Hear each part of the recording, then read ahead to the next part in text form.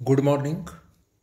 आपण सोडवणार आहोत प्रॉब्लेम प्रायमरी डिस्ट्रीब्यूशन ऑफ ओव्हरहेड्सवरचा प्रॉब्लेम. बघा, Amber limited has 5 departments P, N, R and S are production departments and T is service department. The actual cost for the period are as follows: repairs 35,000, rent 25,000, depreciation 42,000, supervision 40,000, insurance 16,000, light 18,000, employers liability of employees insurance 6,000.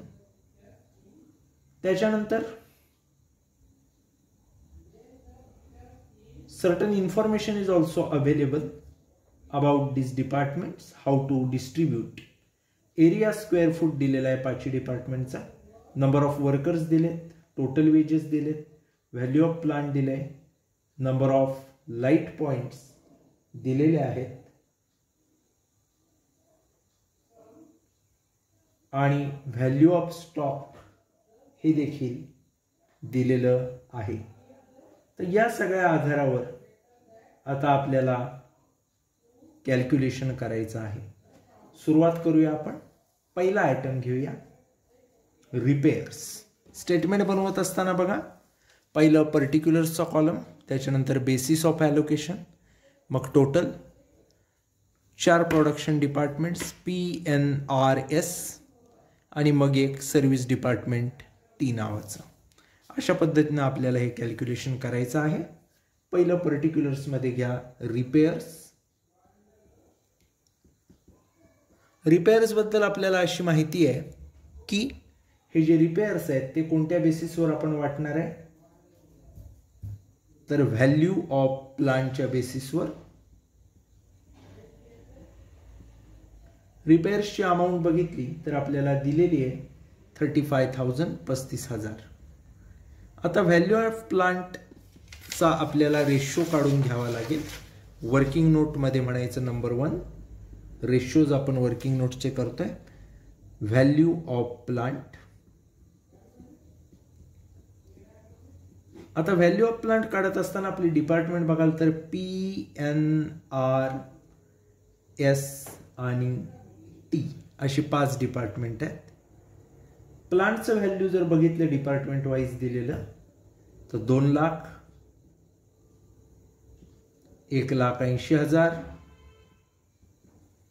R डिपार्टमेंटचं आहे 1,60,000. S डिपार्टमेंटचं बघितलं तर आहे 1 लाख आणि T डिपार्टमेंटचं बघितलं तर आहे 60,000. अशा पद्धतीनं अमाऊंट आहे. 4 झिरो सगळ्यांमध्ये कॉमन आहेत, तेवढे आपण पहिले घालवू. 4 झिरोज घालवले की राहतं काय बघा, तर 4 झिरो घालवले की 20, 18, 16, 10 आणि 6 राहतात. सगळ्याला 2 न भाग जातो. 10 दून 20, 9 दून 18, 8 दून 16, 5 दून 10 आणि 3 दून 6. म्हणजे आपला रेशो येतो 10, 9, 8, 5, 3. अशा पद्धतीचा आपला रेशो येतो, जो आपण घ्यायचा इकडं स्टेटमेंटमध्ये. 10, 9, 8, 5, 3. अगदी सोपं आहे. 10 आणि 9 19 आणि 8 27 आणि 5 32 आणि 3 35. रेशोची टोटल 35 येते. अमाऊंट पण 35,000 आहे. 35,000ला 35 न भागलं की 1,000 उत्तर येतं. मग आता काय करायचं, 1,000 उत्तर आलं पहिल्यापासून बघायचं. P डिपार्टमेंटला किती आहे रेशो, 10. 1,000 गुणिले 10 म्हणजे 10,000. N डिपार्टमेंटला बघायचं किती आहे, 9. 1,000 गुणिले 9 म्हणजे 9,000. पुढचं जे डिपार्टमेंट आहे R, त्याला 8 आहे. 1,000 गुणिले 8 म्हणजे 8,000. त्याच्यानंतर 1,000 गुणिले 5 म्हणजे 5,000 Sला आणि 1,000 गुणिले 3 म्हणजे 3,000 Tला. अशा पद्धतीनं आपण रिपेअर्स काढले. रिपेअर्स झाले की पुढचा आयटम आहे रेंट. आता रेंटबद्दल कॅल्क्युलेशन्स करत असताना एक गोष्ट आपल्याला लक्षात घ्यायची की रेंट दिलेलं आहे 25,000. 25,000 अमाऊंट लिहून घ्यायची अमाऊंट कॉलमला. आता रेंटबद्दल रेंट कशामध्ये वाटलं जातं तर एरिया स्क्वेअर फीट हा रेंटचा एकक आहे. आणि जे आकडे दिलेले आहेत एरिया स्क्वेअर फीटचे त्याचा आपल्याला काय काढावं लागेल, रेशो काढावा लागेल. वर्किंग नोट नंबर 2 म्हणायचं एरिया स्क्वेअर फीट चा ratio, area square feet. Department आहे आपलं PNRS आणि T. आता एरिया स्क्वेअर फुटाचा विचार करत असताना बघा पीचा आहे 1400 स्क्वेअर फीट, एनचा दिलाय 1200 स्क्वेअर फीट, आरचा दिलाय 1100 स्क्वेअर फीट, एसचा 900 स्क्वेअर फीट आणि टीचा 400 स्क्वेअर फीट. सगळीकडे 2-2 झिरो कॉमन आहेत, तेवढे आपण घालवले तरी काम होतंय. 14, 12, 11, 9 आणि 4. 14, 12, 11, 9, 4. कुठल्याही संख्येला यातल्या भाग जात नाही कारण 11 ही मूळ संख्या आहे, त्यामुळं हाच फायनल रेशो. 14, 12, 11, 9, 4 घ्यायचा रेशो. 14, 12, 11, 9, 4. आता 14 नी 12 26 नी 10 36 नी 1 37 नी 9 46 आणि 4 50. रेशोची टोटल येते 50. 25,000ला 50 भागलात की आपलं उत्तर किती येतं 500. आता 500 या प्रत्येकाला गुणलं की प्रत्येकाचं उत्तर मिळेल. पीचा किती आहे पहिला 14. 500 गुणिले 14 म्हणजे 7,000. एनचं बघा 500 गुणिले 12 6,000. पुढचा जो आहे आर त्याचा आहे 11. 500 गुणिले 11 म्हणजे 5,500. त्याच्यानंतर 9 आहे एसचा 500 गुणिले 9 4,500 आणि शेवटचा टीचा 4 आहे 500 गुणिले 4 म्हणजे 2,000.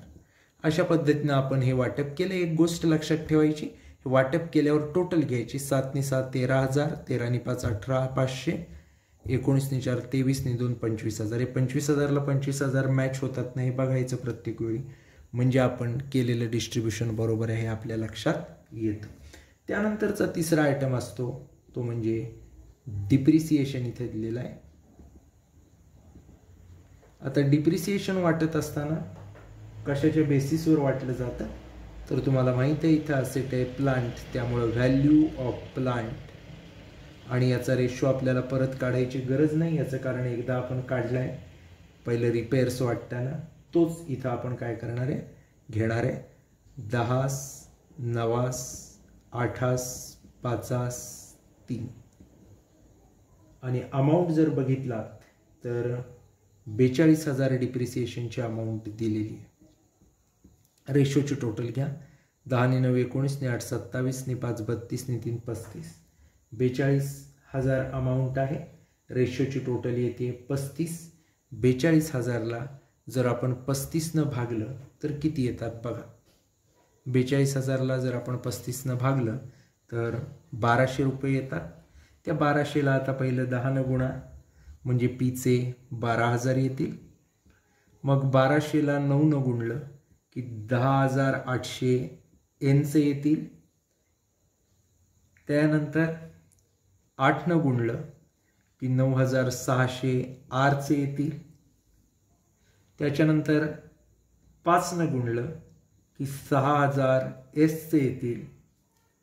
पुन्हा 3 गुणलं की 12×3 रुपये कोणाचे येतील सर्व्हिस डिपार्टमेंट टीचे. 3600 6,000 9,600 10,800 आणि 12,000ची टोटल केला की एक्झॅक्ट टोटल आपली 42,000 त्या ठिकाणी आलेली असेल. त्याच्यानंतरचा पुढचा आयटम जो आहे तो आहे सुपरविजन.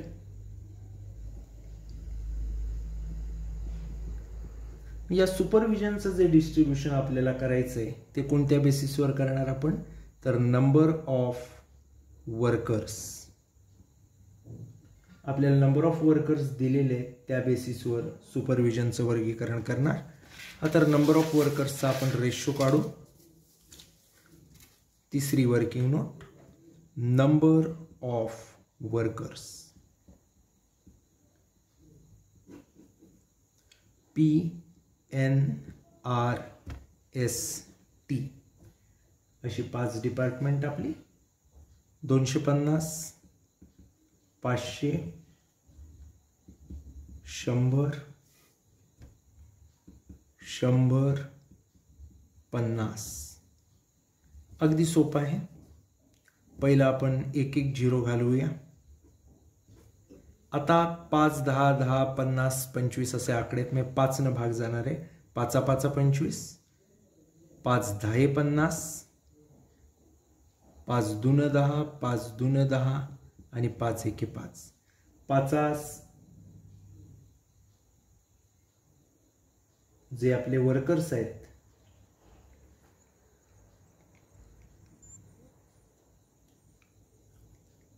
त्यांच्यानुसार जर बघितलं तर आपला रेशो जो आहे तो काय येतो बघा.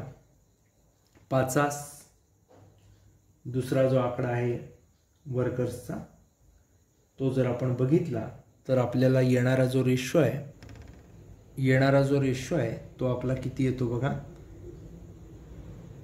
पहिला बरोबर आहे 5 5 25, मग 5 संग 30, 5 2 10, 5 2 10 आणि 5 1 5. याचाच अर्थ आपला रेशो आला 5 6 2 2 1. अशा पद्धतीनं आपण हा रेशो काय केलेला आहे, काढलेला आहे. घ्या तो रेशो.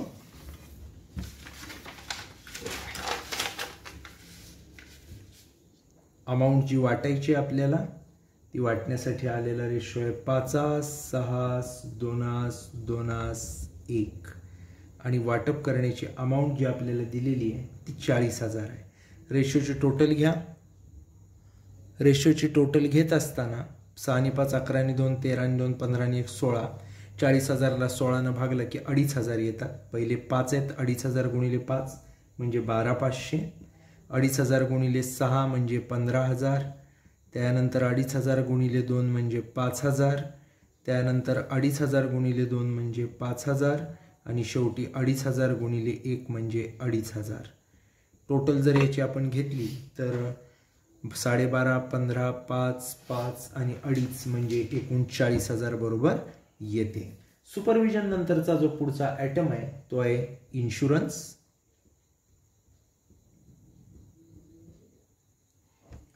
इन्शुरन्स हा जो आपण वाटप करणार आहे ते व्हॅल्यू ऑफ स्टॉकच्या बेसिसवर असणार आहे. आणि इन्शुरन्सची अमाऊंट आपल्याला क्लिअरली दिलेली आहे 16,000 रुपये. आता हे वाटत असताना व्हॅल्यू ऑफ स्टॉकचा रेशो आपल्याला इथं काढावा लागेल. कसा काढायचा बघा. चौथा ratio value of stock. Departments बघाल तर तेच आहेत PNRS आणि T. व्हॅल्यू ऑफ स्टॉक जर दिलेलं बघितलं आपण तर ते असणार आहे 1.5 लाख, Pचं, Qचं Nचं 1 लाख, Rचं जर बघितलात तर 50,000 आणि Sचं बघितलात तर 20,000. Tचं त्यांनी दिलेलं नाहीये त्यामुळे T काय आपण घेणार नाही कारण ते सर्व्हिस डिपार्टमेंट आहे. 4 झिरो कॉमन आहेत प्रत्येकात, ते आपण घालवायचे. 4 झिरो घालवले की आपला रेशो राहतो 15 10 5 2. तोच आपला रेशो आहे कारण 5ला आणि 2ला कशानं भाग जाणार नाहीये. सो आपण रेशो घेणार 15 10 5 2. आणि सर्व्हिस डिपार्टमेंटला बिलकुल आपल्याला स्टॉक नाही आहे त्यामुळे त्याला काही रेशो दिलेला नाही आहे. 50 10 15 10 5 2 अशा पद्धतीचा आपला काय आलेला आहे रेशो आलेला आहे. आता जर आपण विचार केला तर 16,000 रुपये आपल्याला वाटायचे. 15 25 ने 5 30 ने 2 32. 16,000ला 32 न भागलात की येतील 500. 15 5 75. 7,500 पीला. 500 गुणिले 10 म्हणजे 5,000 एनला. 500 गुणिले 5 म्हणजे 2,500. पुढचं डिपार्टमेंट जे आपलं आहे ते आरला. आणि एसला 500 गुणिले 2 म्हणजे 1,000. अशा पद्धतीत आपण हे वाटप करायचं आहे. 7 500 आणि 5 12,500 आणि 2 14,500. 15 आणि 1 16,000. इन्शुरन्स नंतर पुढचं आहे ते म्हणजे लाईट. लाईटचं जर आपण बघितलं तर ते असतं नंबर ऑफ लाईट पॉइंट्स या बेसिसवर. आता नंबर ऑफ लाईट पॉइंट्स जर आपण बघितले तर आपल्याला क्लिअरली इथं दिलेले आहेत 50 40 35 30 आणि 25. वर्किंग नोट नंबर पुढची करायची 5 नंबरची. Number of light points.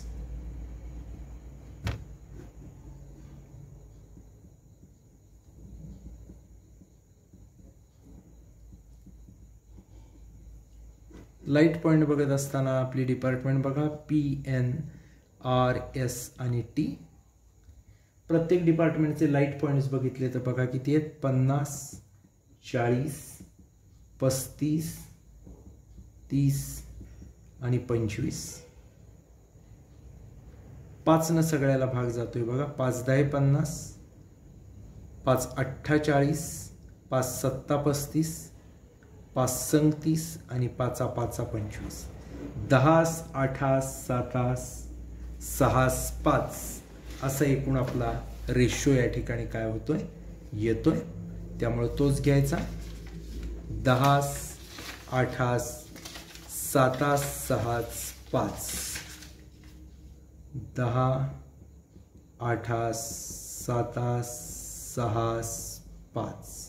Total घेतली तर किती आहे 10 आणि 8 18 आणि 7 25 आणि 6 31 आणि 5 36. आणि अमाऊंट जी आपल्याला वाटायची ती दिलेली किती आहे बघा प्रॉब्लेममध्ये 18,000. 18,000ला 36 न भागलं की पुन्हा 500 येतात. 500ला 10 न गुणलं की पीचे येतात 5,000. 500ला 8 न गुणलं की 4,000 येतात एनचे. 500ला 7 न गुणलं की 3,500 येतात आरचे. 500ला 6 न गुणलं की 3,000 येतात एसचे. आणि 5 5 25 म्हणजे 2,500 येतात टीचे. तर अशा पद्धतीनं आपण या 5,000 4,000 3,500 3,000 आणि 2,500ची टोटल केली की ती पुन्हा 18,000 त्या ठिकाणी काय होणार आहे येणार आहे. त्याच्यानंतर पुढचा जो आयटम असणार आहे लाईट नंतरचा तो म्हणजे employers liability of employees insurance. Employers liability of employees insurance. हा जो आयटम आहे हा आयटम आपल्याला वाटावा लागेल टोटल वेजेस जे बेसिस दिलेलं आहे त्याच्यावर. इथे लक्षात घ्या टोटल वेजेस दिले डायरेक्ट वेजेस नाही. त्यामुळे तो जो आयटम आपला सर्व्हिस डिपार्टमेंटला direct material direct wedges direct overhead दिले ते येतो तसा काही येण्याचा इथं प्रश्न असणार नाही आहे. टोटल वेजेसचा आपल्याला आता रेशो या ठिकाणी काढावा लागेल. आणि हा जो इन्शुरन्स आहे तो 6,000 रुपये तो टोटल वेजेसच्या रेशोमध्ये आपल्याला काय करावं लागेल वाटावा लागेल. कॅल्क्युलेट करूया. 6वी working note ratio of total wages. Total wages जर आपण बघितले तर डिपार्टमेंट वाईज PNRS आणि T याच्यामध्ये जर आपण बघितलं तर आपल्याला दिलेले जे वेजेस आहेत ते नीट बघा किती किती आहेत. 1,80,000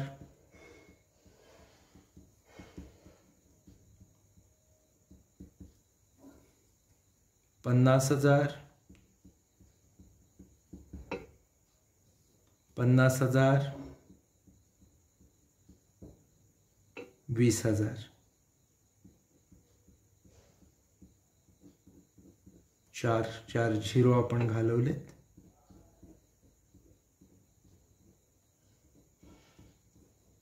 4 झिरो घालवले की राहतात बघा 10, 8, 5, 5, 2. अशा पद्धतीनं आपला रेशो शिल्लक राहील. या रेशोमध्ये आता आपण काय करणार, हे आयटम्स जे आहेत ते वाटणार आहे. 10:2, 8:2, 5:2, 5:2.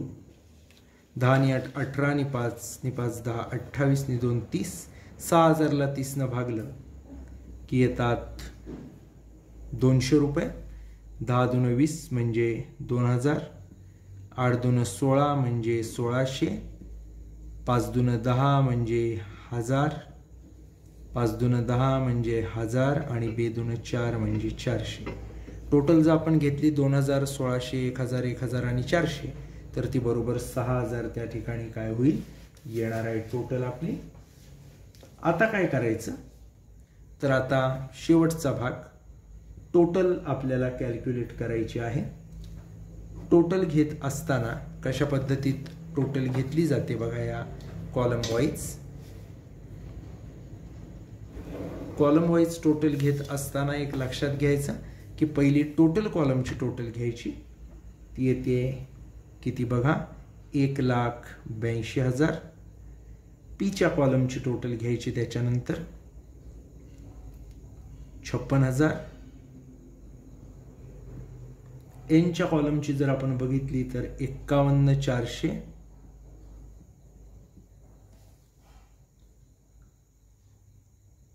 आरचा कॉलम जर बघितला तर 3,500. एसचा कॉलम बघितला 25,500.